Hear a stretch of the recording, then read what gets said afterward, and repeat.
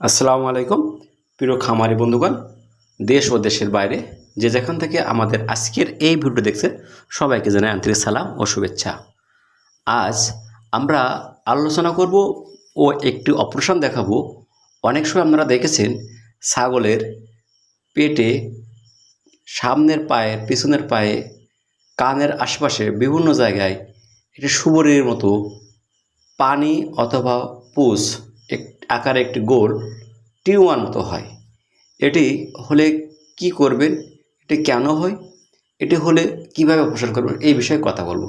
আর এই বিষয়ে পুরো ভিডিওটিতে আমি আছি মোহাম্মদ জাকির হোসেন। আমাদের আজকে ভিডিওটি ভালো লাগলে এটি লাইক দেবেন, কমেন্ট করবেন, শেয়ার করবেন।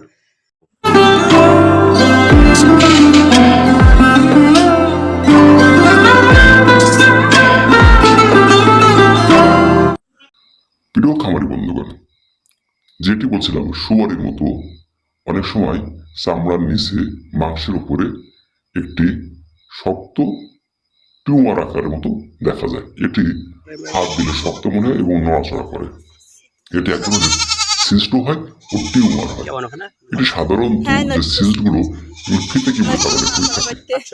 আর এই ফিতে কিমড়ে যদি আপনার ছাগলের মাথায় হয়, শিঙের গোড়ায় হয়, তাহলে ছাগলের ঘুরে এবং এটাকে তখন স্টিং হর্ন একটা রোগ বলে, ঘূর্ণিপাক হয় এবং ওই ছাগল দিন দিন দুর্বল হয়ে যায়, একটা সময় মারা যায়।